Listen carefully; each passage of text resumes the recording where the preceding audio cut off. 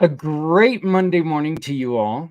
I hope everyone is doing well. We've got a very, very important, very, very emotional show for everyone today. And as you can see, right at this moment, we're a little light on the family. We're hoping that we're going to have a couple of people to join in. Unfortunately, we are going to be minus Stephanie on the screen. She says she's going to be joining us and messaging in and participating that way. We do have an announcement. We're probably going to be switching the time of the show because Stephanie is so important to our mission that we don't want to exclude anybody. So we're going to be talking about that with the family, and we're going to let you guys know. It won't take effect immediately. We'll still be in this slot for a little while. As a matter of fact, we're still going to be in this slot. No matter what time the show goes, we're still going to replay the show at this time for everyone who's become accustomed to seeing the show here. And we don't want to upset the apple cart. We want to make sure that everybody can still participate. As you all know, I replay these shows many times throughout the week just because there's so much good information that is shared. One of these people who has shared some of this great information is a new member to our family, Miss Diamond Drip. How you doing, Diamond? I am so happy to be here. Thank you so much for having me. Well, we're thrilled to have you. I know that we got a lot of response and people who were very interested in this in the psilocybin part that you brought in. They were interested and wanting to learn more, and I think that that's really what this is all about.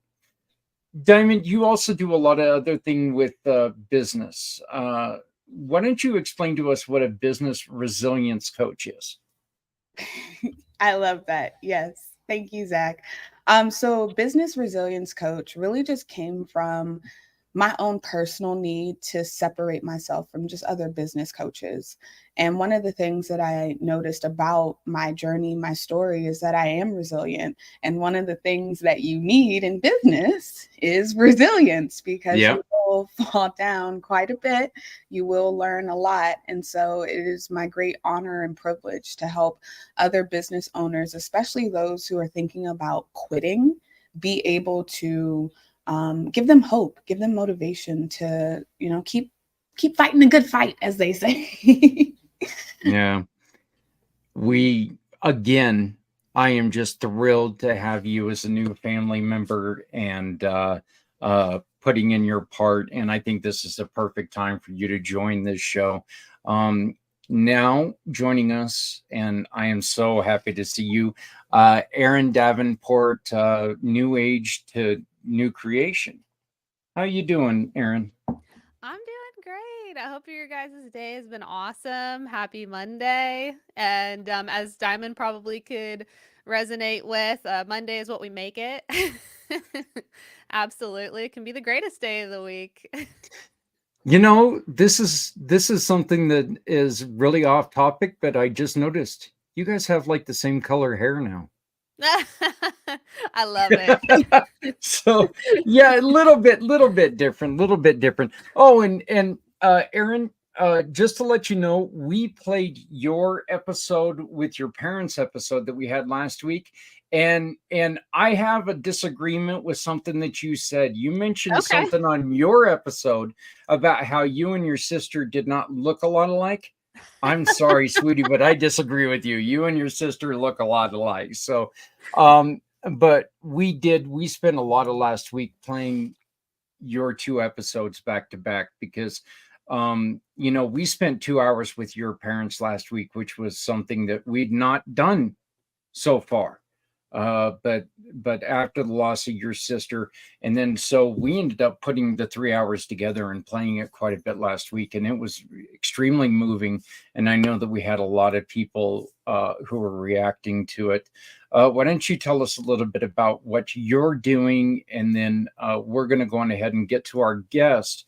But how do people get a hold of you, Erin, if they want to talk to you more about what you and your parents were talking about? If you've got somebody to worry about, that they're worried about in their family, because you brought it up, you've still got a sibling that you worry about every day, and you went through your own demons and your own battles. So anybody who wants to talk, Erin's a perfect person to contact. Yeah, thank you so much. And so, as anybody who's listened and tuned into us before and during my share, I'm kind of like in a transition, a cocoon, you could say, of shifting.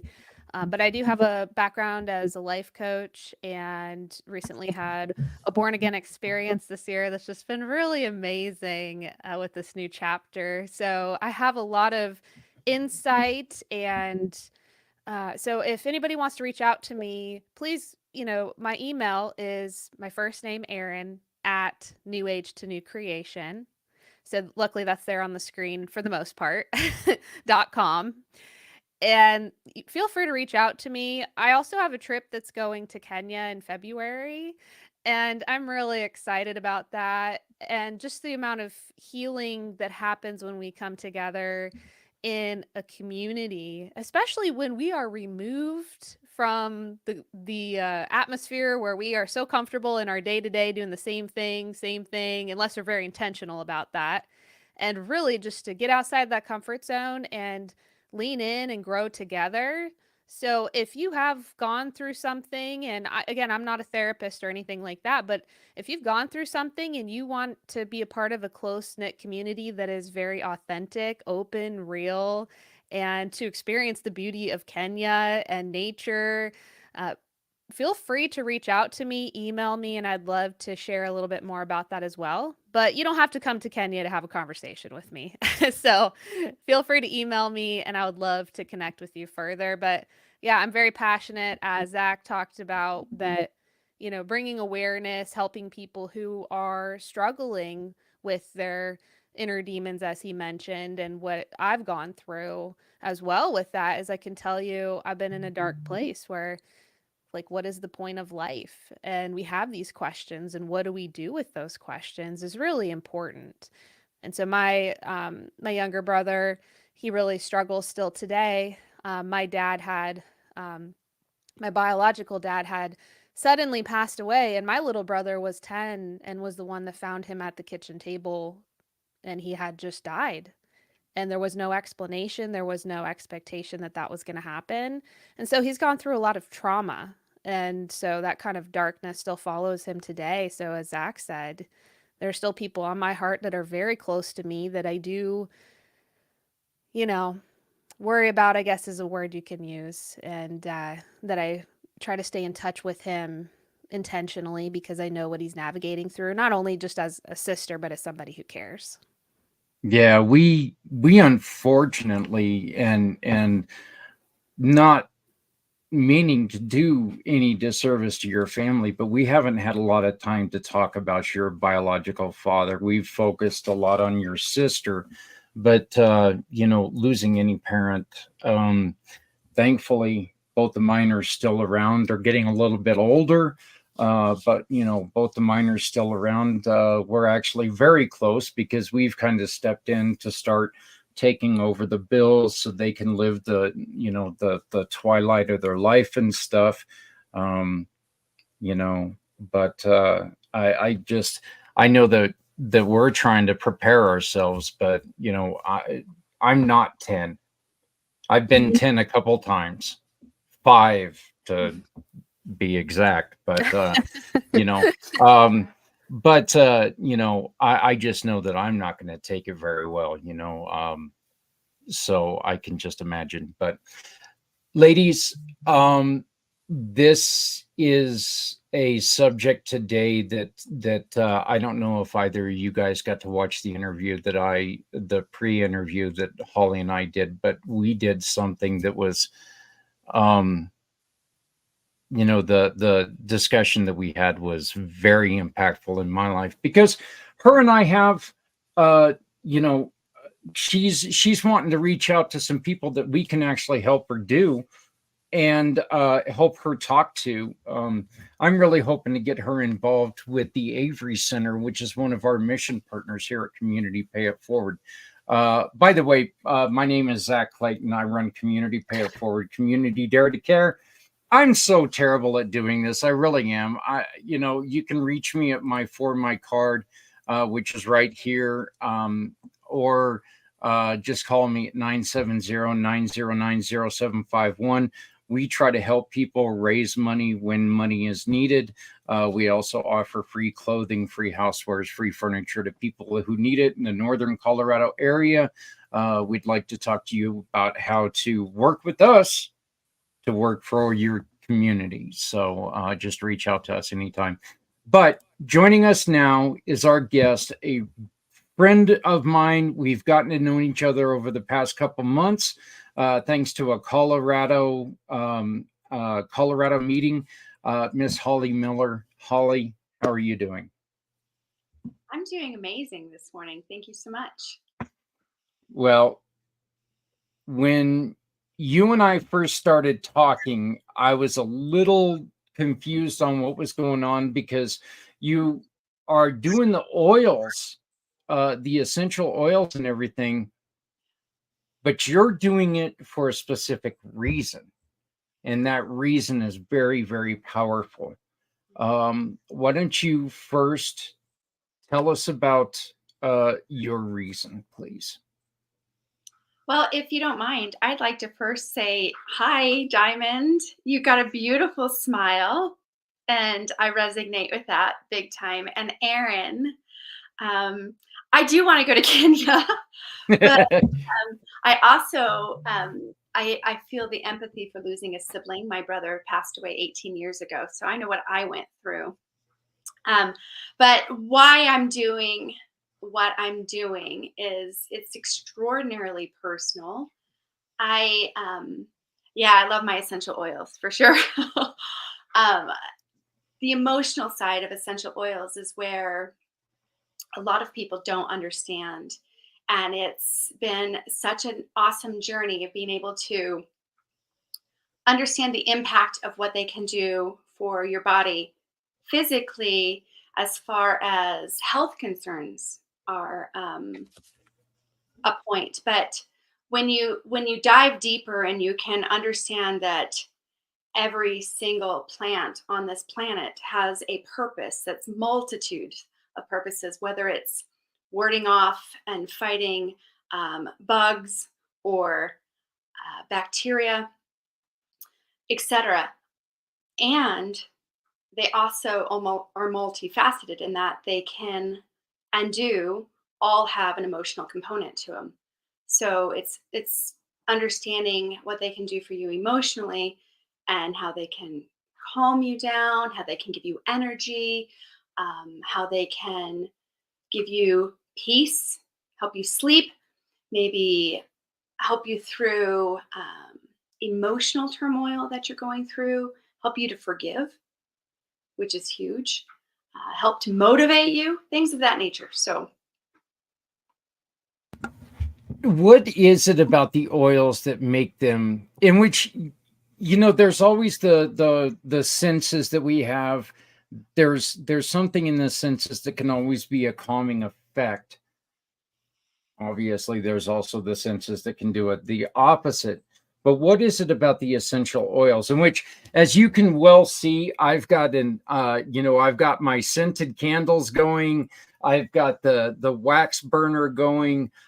Usually I have some incense going. The only thing I don't have are essential oils right now. But, and then of course I got the dogs going, and that their going is in the wrong direction. But, so yeah. But what is it about the essential oils that that people are really starting to gravitate to? Because I know essential oils have become so important to so many people. Yeah, it's almost a bandwagon effect, it seems, which I guess has its pros and cons. But I think what people are starting to really understand is that your sense of smell has an instant and immediate response to memory, and how your brain is going to internalize that. So if you've ever had an experience where you've walked in a room and all of a sudden grandma is on your mind, and you're like, oh my gosh, this smells like my grandma's house when I'd walk in on Thanksgiving morning, and it smelled like the best pumpkin pie on the planet. Um, and you instantly have that memory that gives you that serotonin and endorphin rush, that dopamine feel, and it brings you such joy, and you have absolutely no idea. And that's because of that connection. And matter of fact, when you smell anything, whether it's an essential oil or an onion, it doesn't matter. Um, your brain, it goes through your olfactory, which is right here, which goes into your directly into your limbic system, which sends signals to your brain to tell your brain how to respond. um, it gives you a memory, and you may not even know it. And so it can be good and it can be not good. Most people love the smell of like oranges and things like that because it has a release of serotonin. Um, but not everybody does, because everybody's trauma or trigger could have been they lived next to an orange field and their, you know, childhood wasn't so great. So that can always be, you know, an issue. But it's very interesting how it works, and I love it. I've been doing that for 10 years. It's been really fun. You had to, well, you didn't have to, obviously. Your story, which we, if you don't mind, we'll get into now. Um, you were driven to try to help people because of a loss that you suffered because of an incident that happened when you were very young. Mhm. Can you please tell us your story? Well, it goes back, geez, nearly 4 decades ago, because I am that old. I was, I'm still older, and I I was, definitely look older, so that's all I'm going to say about that. But hey, it's good when you still get carded at this age. yeah, I'm yeah. like, yay. But I was 14 years old, and I was with my girlfriend, Julie. I was staying the night at Julie's house, and Julie and I decided that we were going to go to a party. We were going to go to a drinking party, and we started to walk to this drinking party. Which in Colorado, when you go to these parties, they're not like, you know, at the neighbor's house. They're outside. They're far away from town. They're usually outside of city limits, things of that nature. And so we decided we were going to hitchhike to the party. And we walked quite a bit, and then we started to hitchhike. And we had a gentleman pull over, and he picked us up. And I instantly knew I knew who he was. I was like, oh, hey, I know you, but I can't remember your name. And he gave me a name, which instantly sent some like weird red flag signals to me, because it didn't sound right. I'm like, oh, that's weird. That doesn't sound like the name I was thinking in my head. And we drove up, and the party was there, and he passed the party and kept driving up the mountain. And I'm like, yo, you need to pull over. What's going on? Like, hey, we want to go to the party. And he kept saying, well, you know, I'm going to turn around up here. It's an easier place to turn around, blah, blah, blah. Well, he finally did pull over, and he offered both of us marijuana. And I absolutely was not having anything to do with that. I never was into drugs. And so I was like, no, I'm cool, dude. Just want to go to the party. I want to drink some beer. And he smoked a joint, and then he did take us down and dropped us off at the party. And he stayed at this party. And my friend and I, we're drinking beer and we're having fun. And we finally are like, we got to get back to the house before we get wasted. We need to leave. And so we just decided we were going to walk. We were just going to walk home, and no big deal. We'll just walk. And so we start walking down the hill, and the next thing you know, he's in his truck and he's following after us. And for some reason, I told my friend, I said, Julie, run. And we started to run.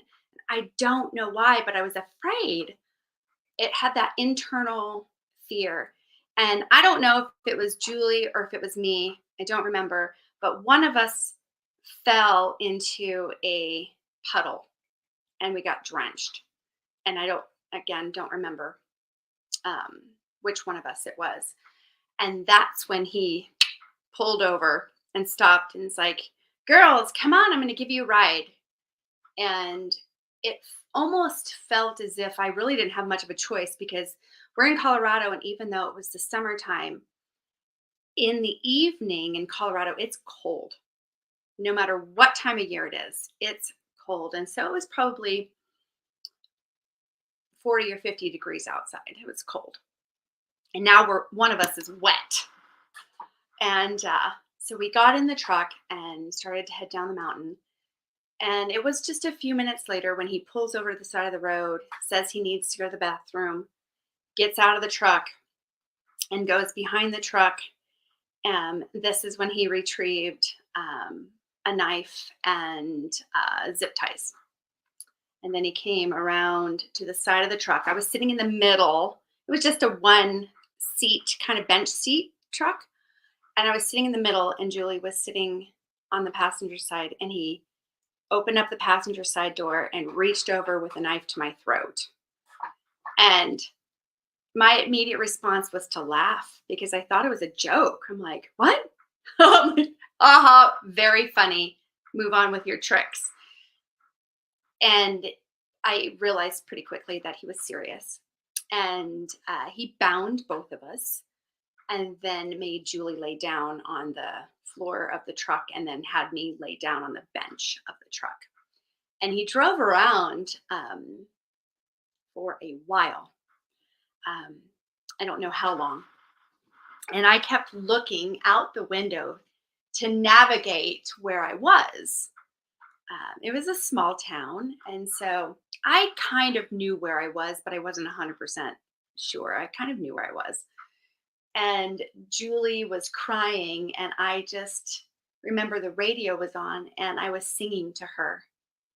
I don't know why that popped in my head, but I was singing to her and holding her hand with our hands tied, and just telling her, we're going to be okay. It's going to be okay. And he finally stopped. He pulled over at a dirt gravel parking lot out of town.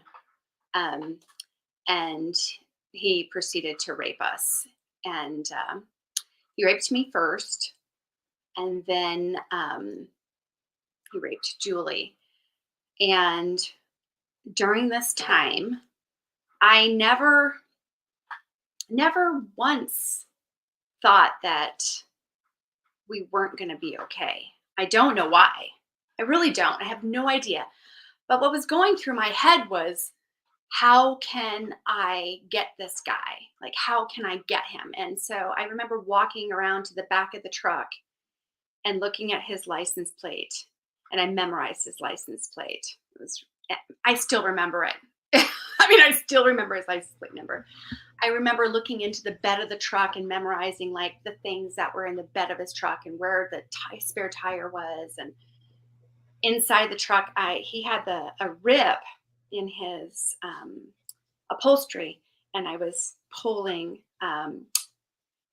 the foam and stuff out and shoving it into my pockets. And I was ripping out my hair and I was throwing my hair into the truck. And this was long before DNA was known. Like, we didn't have any idea about this. But for some reason, this is just how my body responded. And I was just going through the motions of how I can get this guy.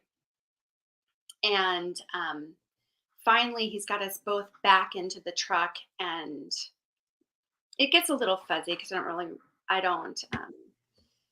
don't remember the specific details, but I don't know how he let us go, because during our trial, he had told the courts that he had intended on killing us. And for I don't remember if I forced him because I got the knife from him and made him drop us off, or if he had a change of heart and he dropped us off. That's where, when you go through trauma, you have this, sometimes you make up the narratives in your mind and you don't really know reality from not reality.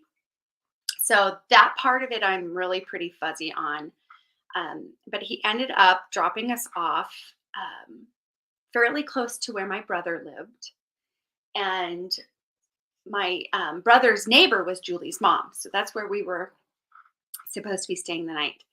And as we're driving there, he warned us and he said, "You remember, I know who your family is.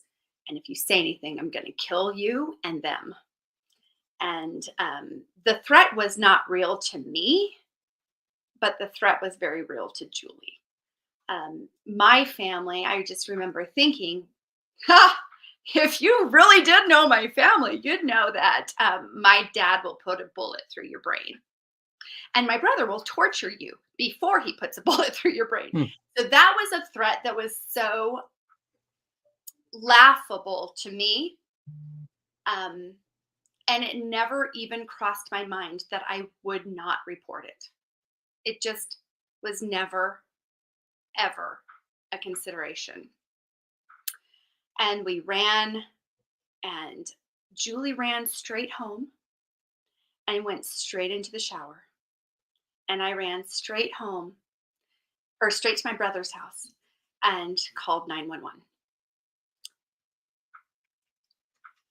One of the things that first got your awareness up was his age. He was sticking around a teenage party, and he was quite a bit older. Yeah. Yeah, I think he was 28 from recollection. I think he was 20. I think he was 28. Diamond, did you? Yeah, I had a curious just about what Zach just asked about, because you said one of the other red flags was that his name was different. Was this because like maybe he had gotten caught up before in something and he was in the paper? Like, what was the situation with that? Or was that just something internally, like intuition, that you were like, that's not your name, I don't think? It wasn't his name. Yeah. Yeah. Well, as it turns out, during my trial, 8 women had come forward that he had raped before. He had moved from Denver maybe 6 months prior to him moving to my little town. And none of those women reported it. Yeah. So when he picked us up, his intention was to do that. The opportunity was there. We made poor choices. And the opportunity was there for him. I think originally when he first took us, he was going to, rape us at the very beginning. And he realized pretty quickly that mountain, he was new to the area. That mountain, there's nowhere else you're going to go. The only way out is back down that mountain. You're not going anywhere else. And I don't know that he knew that. Yeah. So, yeah, red flags. your relationship with your friend, was it always one of those that, you were because we've all got the relationship where one person's a little bit stronger than the other one. Was it always that way, or um was it one of those things that really raised out of the necessity of this situation? I just feel it's just different types of personalities. I'm the youngest of four kids, and I grew up kind of quick, and I was on my own pretty early. We were latchkey kids before that was even a thing. Both my parents worked, and it just, I don't, I guess it was just innate in me to feel like I should protect her. Even though, I mean, if you look at it, we were both 14. Um, it's not like I was an adult, trying to protect a child, but I think it was just personalities, innate. I'm still the same person. I still feel a very strong sense of protection. I always have, particularly with people I love. I will, I will die on the cross for them. Friends, family. So Go. No, go for it, please. I was just going to say, so as a victim of sexual abuse myself, when you made the distinction that you called 911 and Julie took a shower, I couldn't help but shake my head just instinctively, because I'm like, no, you don't do that. No. So you said something about a trial. I'm just wondering what happened with Julie in that situation. well, the trial was pretty lengthy. I don't remember how long it took. It was probably a year and a half, before he was convicted, I imagine, in jail the whole time. Um, Julie, as soon as Julie could, she left. She moved. She moved to Denver, and she moved in with her dad. Her parents were divorced, and she didn't have the greatest childhood.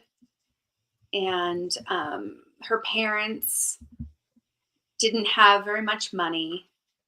And so I think she just wanted to run from the situation. And I can totally understand that. I wanted to run too, but I couldn't run. My parents weren't going to leave. So um, she ran and went to her dad's. And actually, during the trial, she was living in Denver. She just would come back and testify, do all the things she needed to, and then go back to Denver. So I didn't see her. I didn't see her really during the trial, or much after that, actually, at all, ever. I saw her face to face only one time as an adult, and I knew she was in a bad place. And at that point, I was probably, I think I was 23 the last time I saw her, and you could just tell she was in a really bad place. She had turned to drugs and alcohol, was in an abusive relationship, just not good. And at that point in my life, being so young myself, and I was going to college, I just decided that was something I needed to separate myself from, because at that stage of my life, I couldn't help her. I didn't know how to help her. I was barely able to help myself, it felt sometimes. And so I completely distanced myself from her and lost track of her for many, many years. Her story, unfortunately, ends tragically. Can you tell us about the decisions she made and and how it unfortunately ended her life. Yeah, I would say um, about 10 years ago, maybe 11 years ago, I received a phone call. I was a paralegal. I was working at a law firm, and I received a phone call on my cell phone, I guess. And I answered it, and it was Julie. And I hadn't heard from her. I hadn't had any communications with her in 20 years. And she was very distraught because a book had been written about um, the person who kidnapped us and raped us. And it was his mother who had written the book. Now, I had found out about the book maybe a week prior and had read the book myself, and I was pretty emotional as well. It was really disheartening, all of the lies and the way we were portrayed in this book. Um, and Julie called me because she wanted us to sue the author of the book. And working in a law firm and understanding how the law works, you can sue anybody for anything. They look at you wrong, you can sue them, Yeah. for detriment. It doesn't matter. Um, and I just didn't have it in me to pursue that for several reasons. Number one, financially, we would it would all be me. It would have all been my financial burden. But even more so than that, I had to really dig deep as to what my motive would be if I were to pursue a lawsuit. And to say that you won, because the woman did not have money. So even if we had won $1 million in a lawsuit, we would have never seen a penny of that money. And to put myself through reliving it over and over and over again for another trial, another lawsuit that's going to be years in the making, it was not in the cards for me. So I told her, listen, I get it. I explained to her all of my thought processes on how, and said, would we win this lawsuit? I said, yeah, we absolutely would, because we absolutely had the facts that could prove all of the things. We had the court trials, from our testimony and everything. So yes, we absolutely would have won, but at what cost? And so I wasn't willing to do that. And I think that was just another jab, another part of the death of Julie. It was just another her feeling defeated and just more trauma, more damage, more all this. And so Julie's path went down a very dark area. And having spoke to one of her brothers after her passing last year, she just had a life of a very sad, she was just very sad. She unfortunately never got therapy, never took any initiative to help herself recover. And I don't believe she ever forgave him and moved past it. It was just part of who she was at that point. It defined who she was, and not in a positive way. And I don't want to see anybody else suffer like that. And if I could be one person's road to recovery and not die 37 years after the fact,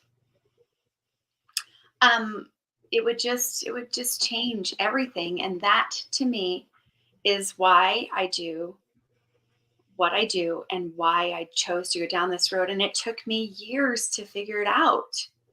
I had no idea. I never in a million years thought I would ever do this. I mean, who wants to talk about that?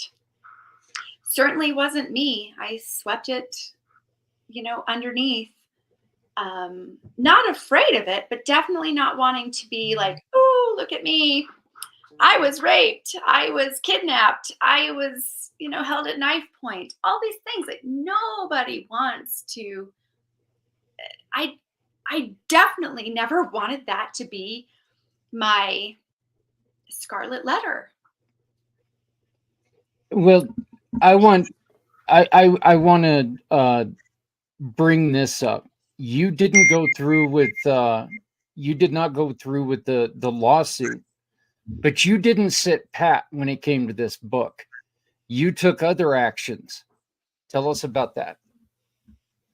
Yeah, well, I have a tenacity about me, and I don't like anybody to win or control or lie, particularly about me. And so, it's a small town. I was living actually in Philadelphia at the time. My husband's from Philadelphia, and so I did what I think most people who have my type of personality will do, and that's I don't sit idle. And so I called the newspaper. I made a public response to the book, and I was interviewed by the local newspaper. We only have one newspaper. Get the newspaper, everybody. It was front page. And I discredited her. I also had her kicked out of the farmer's market. She was selling the book at the farmer's market locally. I called the head of the farmer's market and had her kicked out of the farmer's market so she could no longer sell her book there. She had a book signing scheduled at our local bookstore.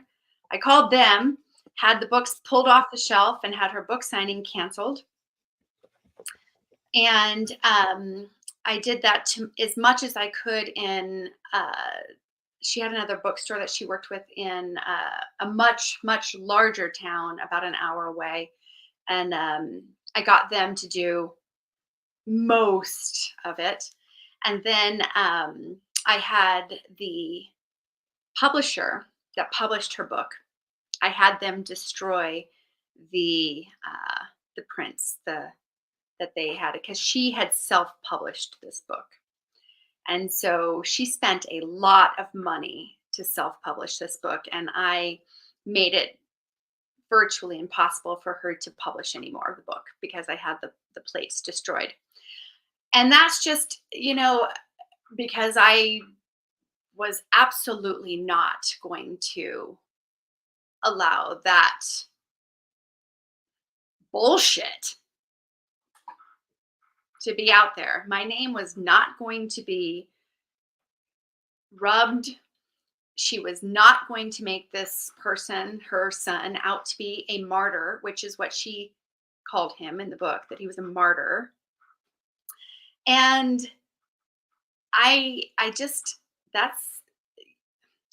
that night taught me a lot of things. And I think one of the things it taught me is that nobody is ever going to control me again. Never.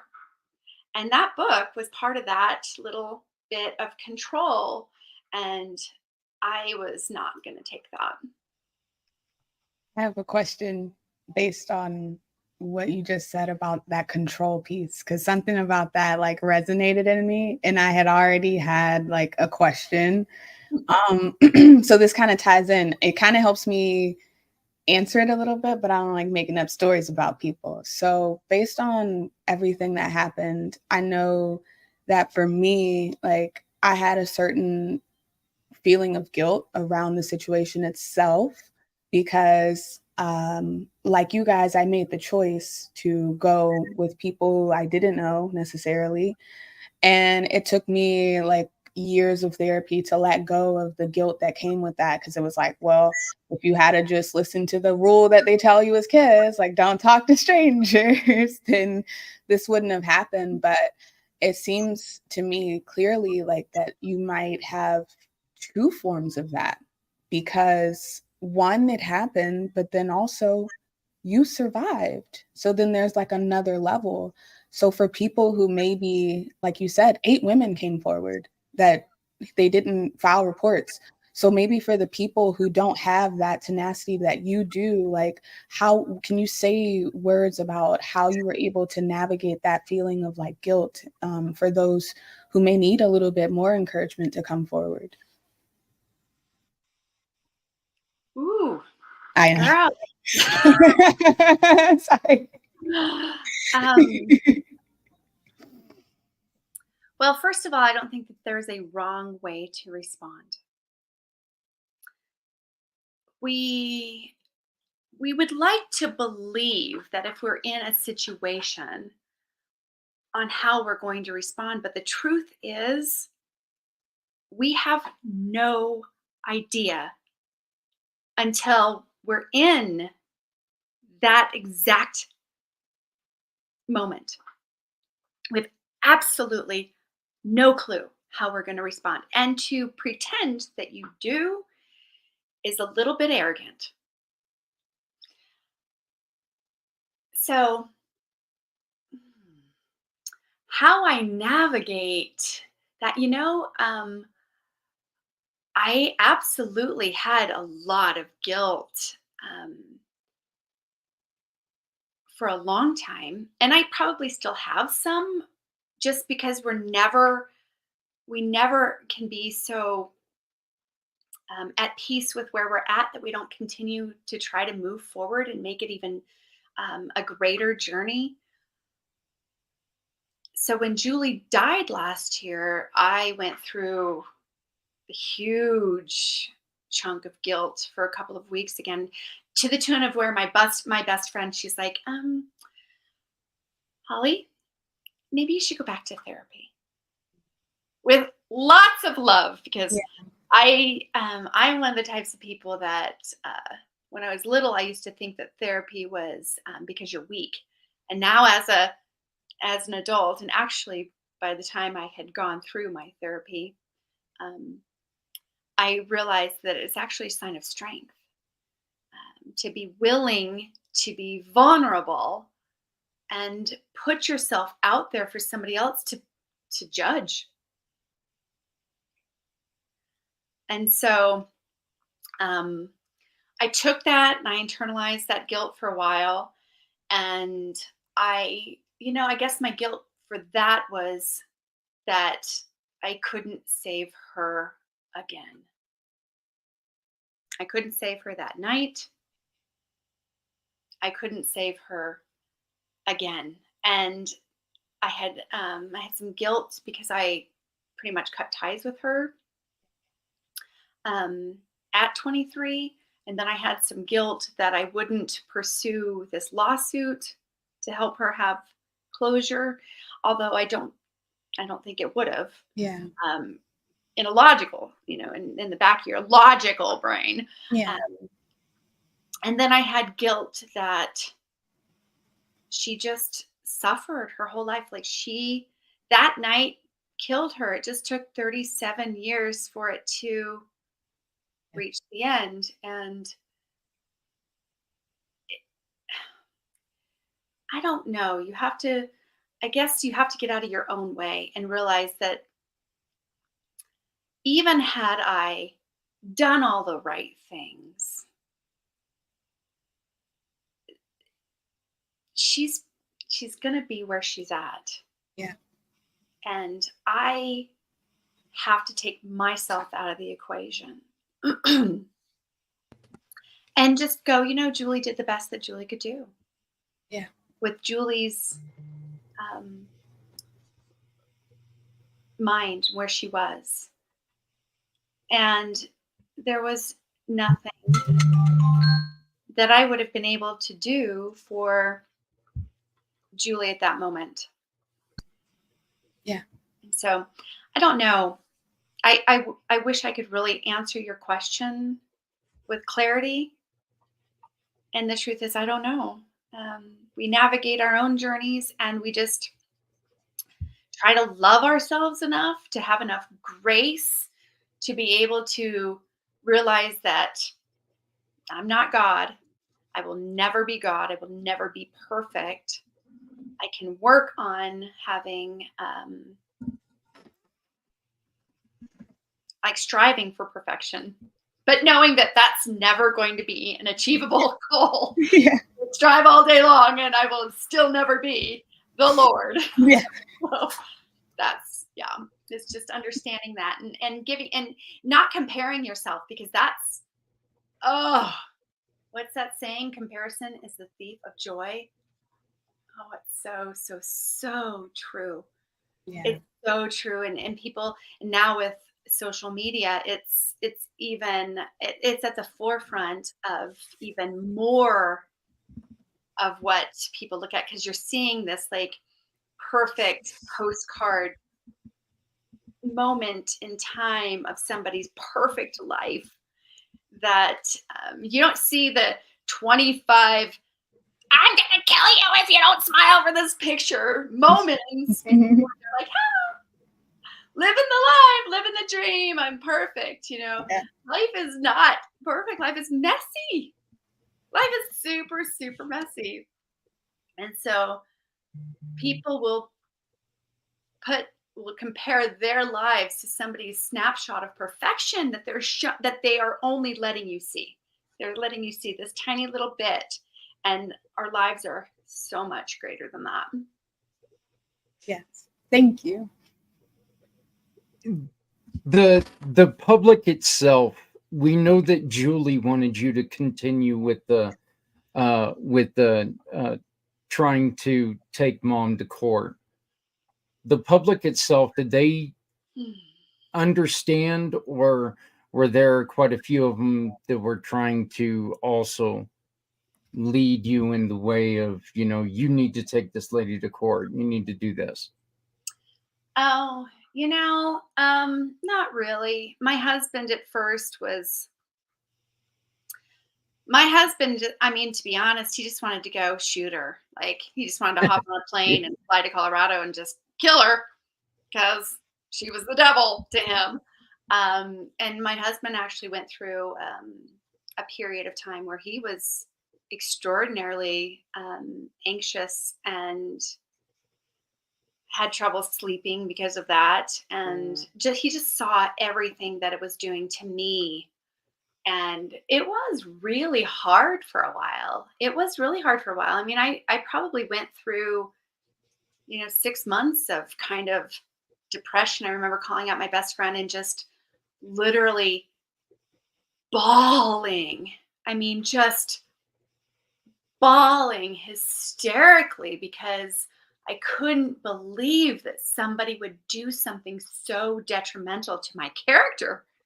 And I'm like, how can this woman say this and be so brash and hard and cruel? It was just cruel. It was cruel. And it was just mean. Like, how could you say such horrible things that were so not true and documented not true? Did you read the book? Mm-hmm. You read it from cover to cover? Oh, yes. And yeah, Yeah. takes all kinds in this world. I mean, look, we all love our kids, and we're going to try to stick up for our kids to the best of our ability, but at the detriment of someone else. I'm not going to understand that, but Holly, who were you able to go to that helped you get through this? Oh, Maureen Knuckles, my angel. She has passed away now.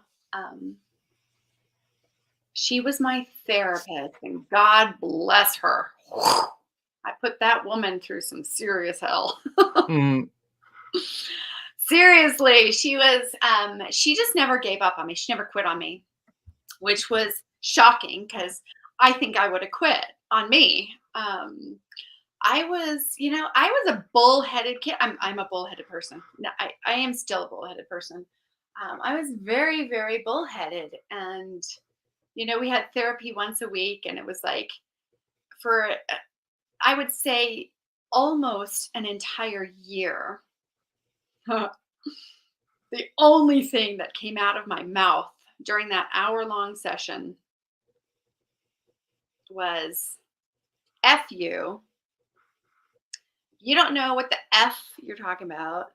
How the F do you know me? I mean, I basically just told her to fuck off every week after week after week. And she would pull and she'd try and it'd be like, sorry, lady, you got nothing. You can't help me. And then finally one day she was like, and she'd been telling me this, but finally one day it got through to me. She said, the only way you're going to get out of this is if I release you. And I'm never going to do that until you start talking. And I'm like, damn you, court system. I was so pissed. I was so angry. And thank God they did that. Thank God the victims advocacy was so pushy in this because she saved my life. She saved my life. Absolutely saved my life. At what point did your defiance become realization that, oh my God, this is working? I'm feeling better. I don't know that I ever actually had a defining moment. I just wanted to get out of it. I'm like, all right, I'll just talk. Yeah, I guess I was probably 19 when she finally told me that I don't have to go anymore if I don't want to. And, I went voluntarily for a while. And then I went to group therapy that she had strongly encouraged me to do. And at first I was a little bit like, I don't know how I feel about that. Nobody needs to know any more of my crap.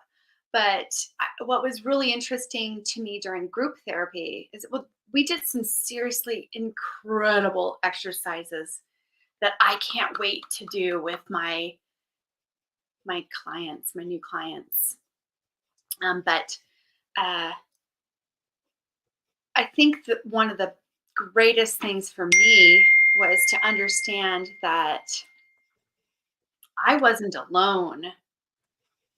And there was one lady in particular in this group who was quite a bit older than me. I want to say, well, at that time, I mean, she was probably only like 5 years older than me, but at that point, I felt like she was, much older lady.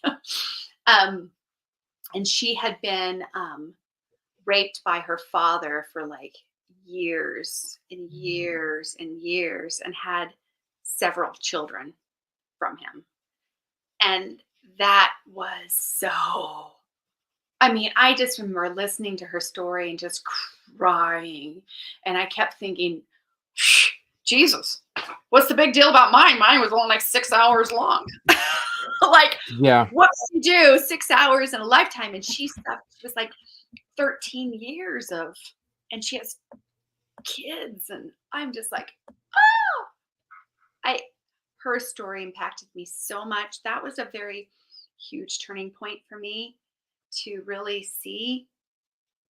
And it actually kind of led me down a path of social work. So I did social work for a long number of years, and I worked with kids in foster care, and I did AmeriCorps for a year.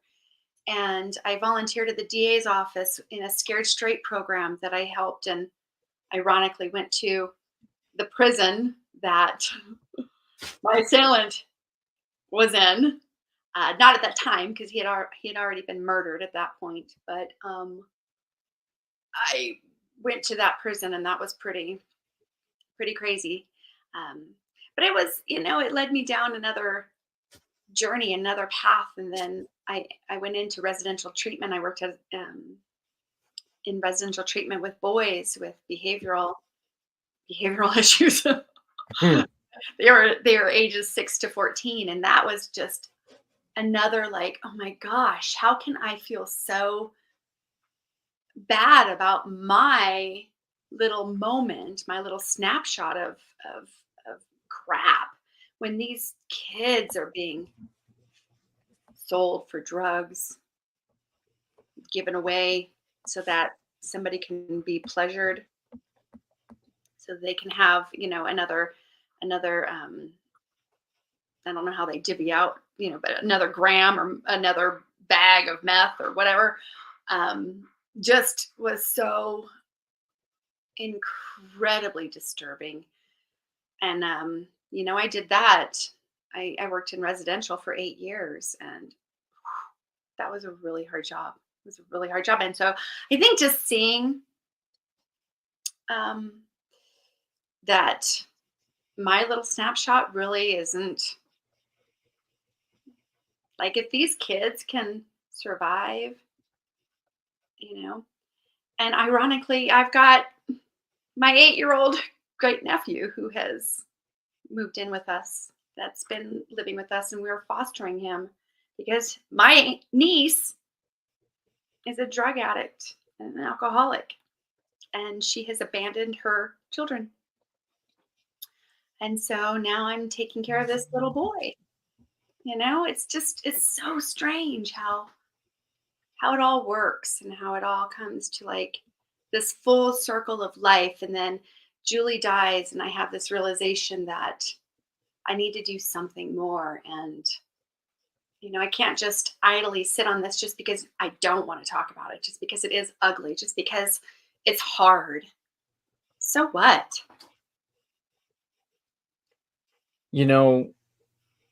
One of the things that I can relate to you is I see people with TBIs, traumatic brain injuries, who can't speak, who can't walk, who are unable to function properly. And I see them, and like you said, it's like, what the hell? I have migraines every day. That's my curse from my TBI. And I tell them that I have migraines, and they treat me like, they're like, oh my God, how do you live with that? And I'm like, I'm able to function. I have, and it's one of those things that you look and you say, good God, things can be worse. I have a question then, Diamond. I want to send it back to you. You mentioned forgiveness. What does that forgiveness look like for this gentleman? I don't want to call him a gentleman, for this person who's no longer with us. And Mm-hmm. Uh, you know, I think it looks different for everybody. mm-hmm. For me, there was an analogy, and I'm going to screw it up really badly, but it basically boils down to holding on to anger and your right to be mad. It's like carrying around a backpack of boulders, you know? It's kind of like you're so angry and you're so pissed off that you're going to drink some poison and you're going to expect them to die. And so there's so many different analogies out there that are so much more eloquent than how I can put it. But it was basically me holding that monkey. It was just carrying that backpack full of boulders on my shoulders. And as soon as I decided that I am not forgiving him because he deserves forgiveness, I am forgiving him because I deserve forgiveness. I deserve to have that released. And I was 19, actually. I was incredibly lucky. Again, because Maureen Knuckles was such an amazing therapist that wouldn't quit on me. And I forgave him. I forgave him for me. It was selfish for me to forgive him, and it was what I needed to do for me. And it was a huge relief. As soon as I was able to release that and be like, you're on your own journey. You have to answer to God. I don't have to. And I released it. Now I do want to say that it wasn't just like a decision.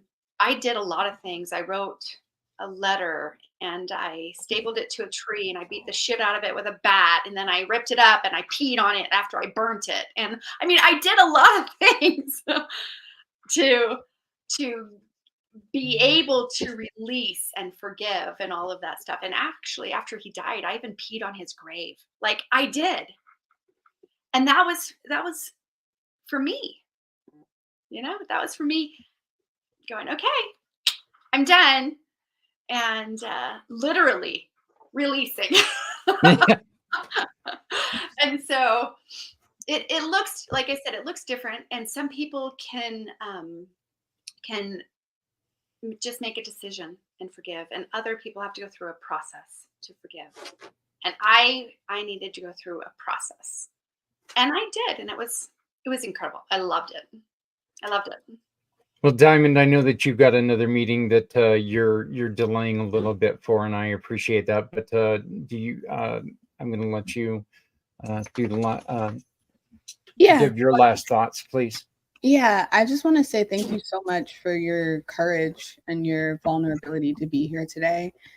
And I want to just with the theme of the show, you mentioned that when you first joined therapy, it was begrudgingly, and I get that 100%.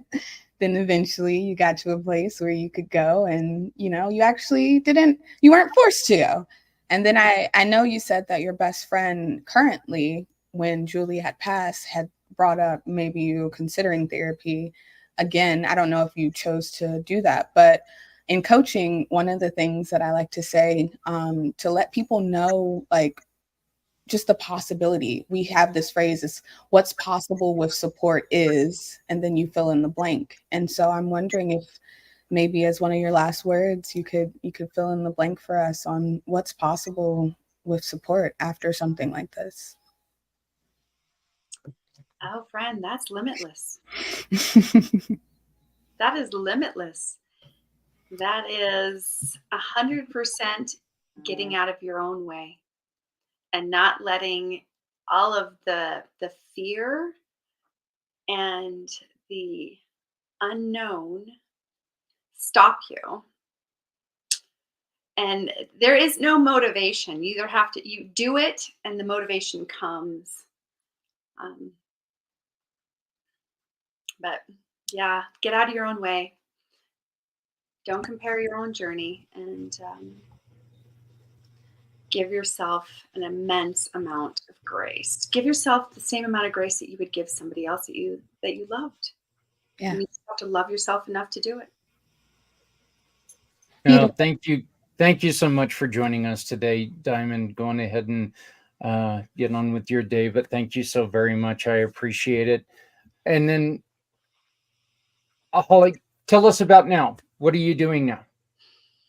Well, goodness, I am really I'm developing a program to help coach women who have had childhood sexual trauma. What are the first things that you tell someone when they come in to talk to you?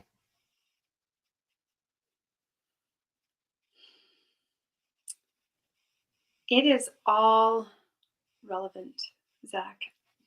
There is no cookie cutter answer. Everybody is unique. Everybody's story, everybody's responses, and everybody's path and where they're at on that path is completely different. So it is all different. It is not the same.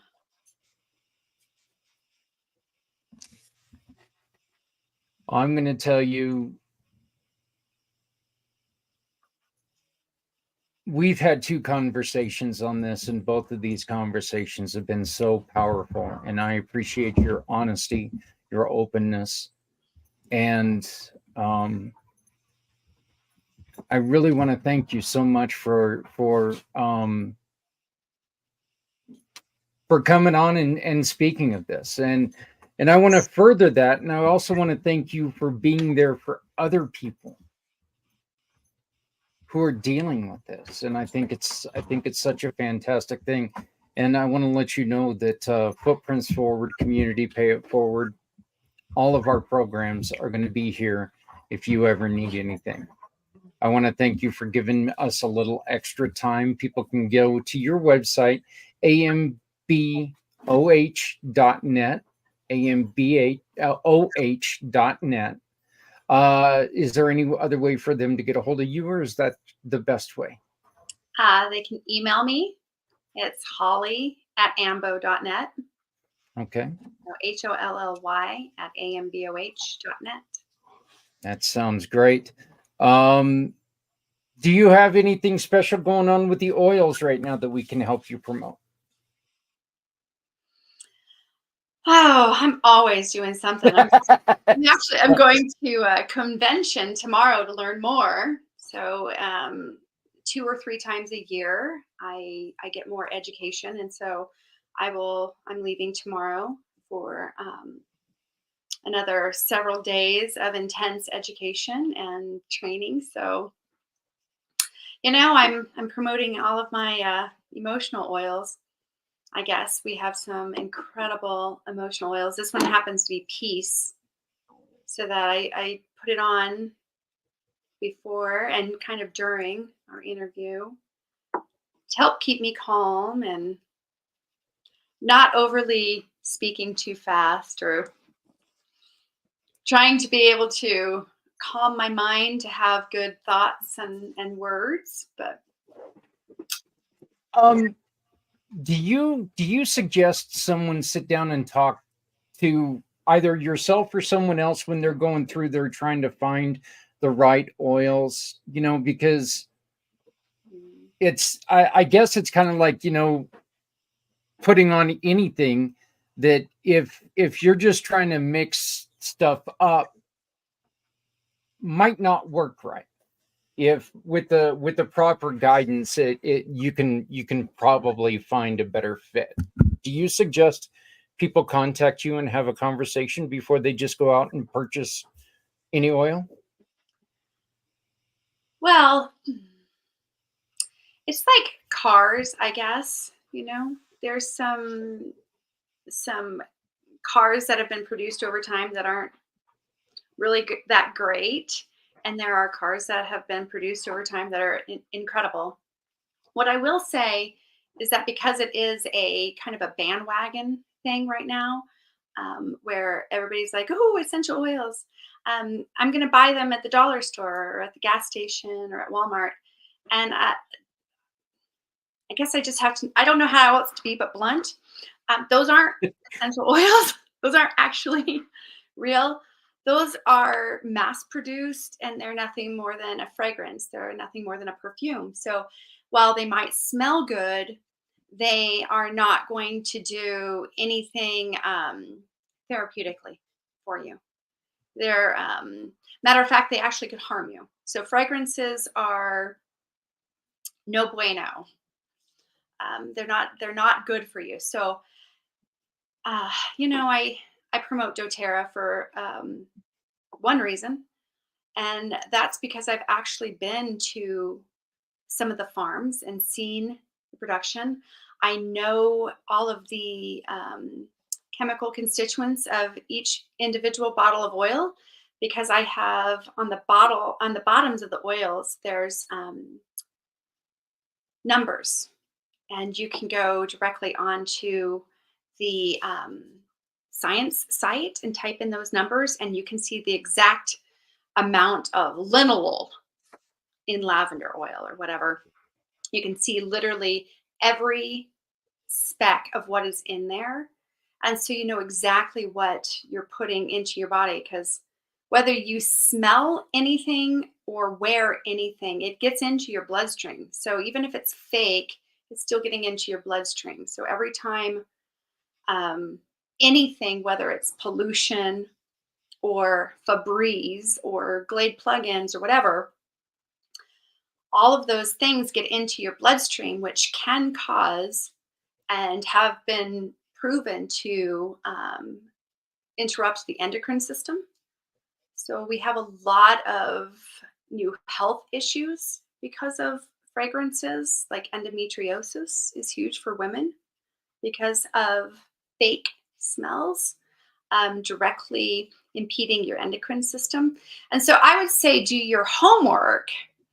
And I will slightly disagree with you. If you do your homework and you have the right brand of essential oils that you know is not a fragrance and all of that, you really can't screw up.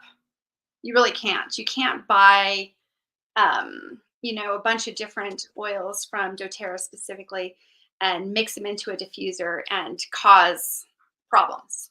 You really cannot screw up.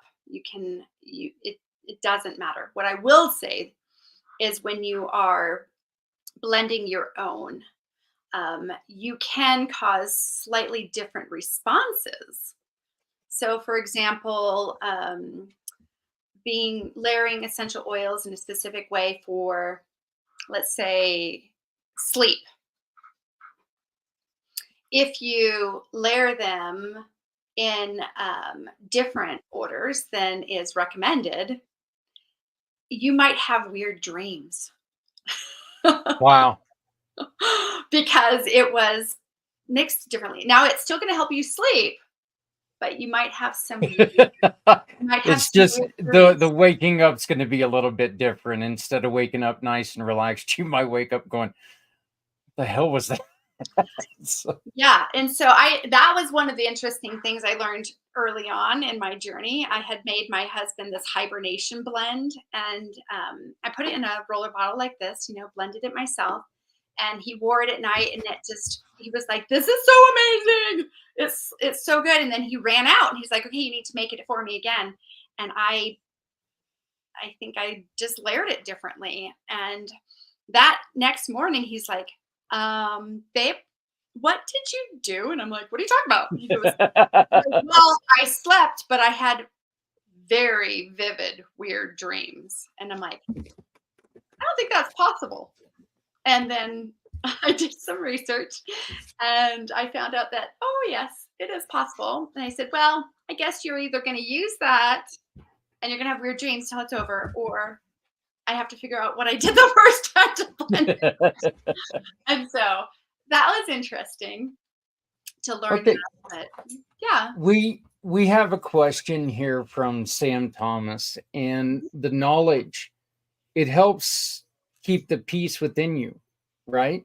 You having this knowledge, you can use it as a tool for your own inner peace. The knowledge that you had, and I'll add to this question, did the learning that you have and the knowledge that you accepted and you took in through your years of trying to deal with this, did that help you get over Julie's death at all? Was there, Mhm. or was there just something completely, this was like everything that you learned was kind of pushed out the window because you were like, oh my God, this is something I just, this is something that's way out there.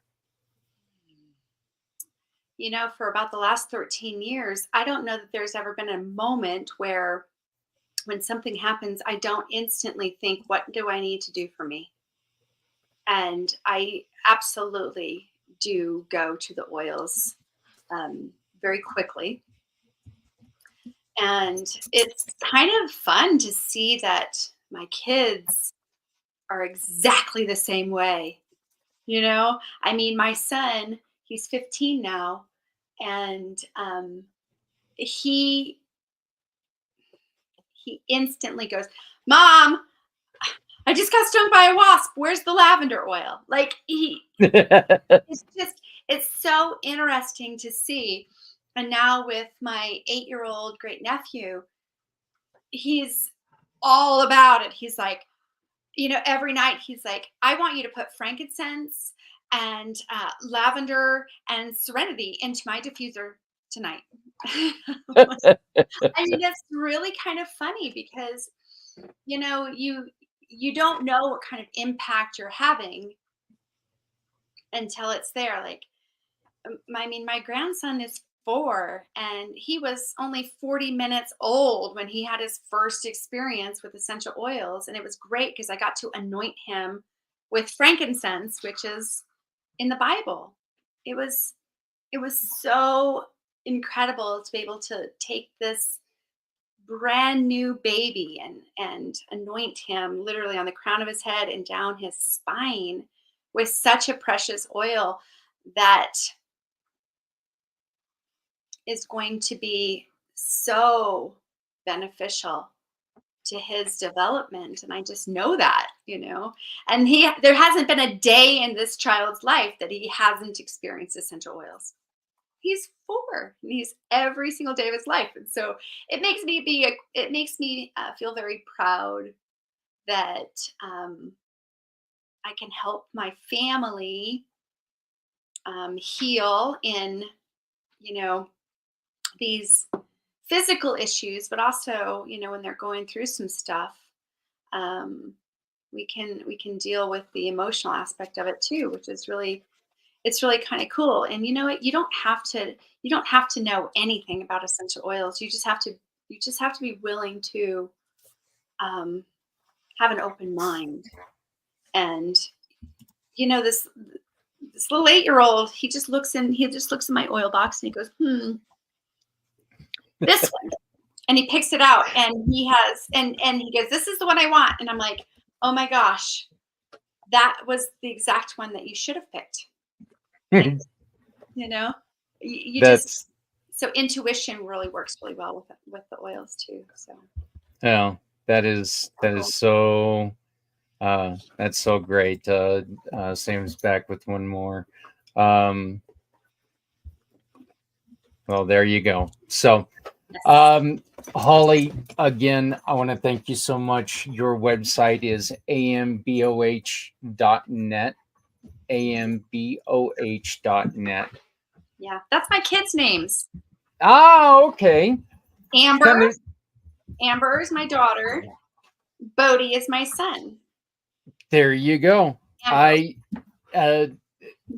I use a combination of my 2 sons' names as well on quite a few things. Just Free, Justice and Jeffrey. So yeah, I use that quite often. So please, if you ever have anything to announce, come back and join us again. We would love to keep up with what you're doing. If there's anything that we can help you by spreading your word, please contact us because we're always going to be here. We would like to help you help as many people as you can. Sam, thank you very much for reaching out. I greatly appreciate it. So, but also to Aaron, who had technical difficulties, and to Diamond, who had to jump off. from the rest of the family. Please remember to love somebody out there, because somebody out here loves you. Remember, if you're not helping someone, you're hurting everyone. No one needs to go it alone when we all come together. We will be back next week with more stories, and trying to help as many people as we can with Footprints Forward. Please, if you have a story that you would like to tell, get a hold of me. My phone number is 970-909-0751, 970-909-0751. And maybe you can be here as a guest on Footprints Forward, because all we're trying to do is make changes in people's lives. Again, Holly, thank you so much for your time. Enjoy your training tomorrow. And I really hope to see you. What, Wednesday is our meeting? Thursday. Thursday is our meeting, I think. I won't be there this Thursday. Okay. Well, hopefully I will be in Utah doing training. So. Okay. Well, that's fine. We'll miss you, but we'll see you again soon. So, all right. We'll be back next week. Thank you all very much. Please, any questions, 970-909-0751.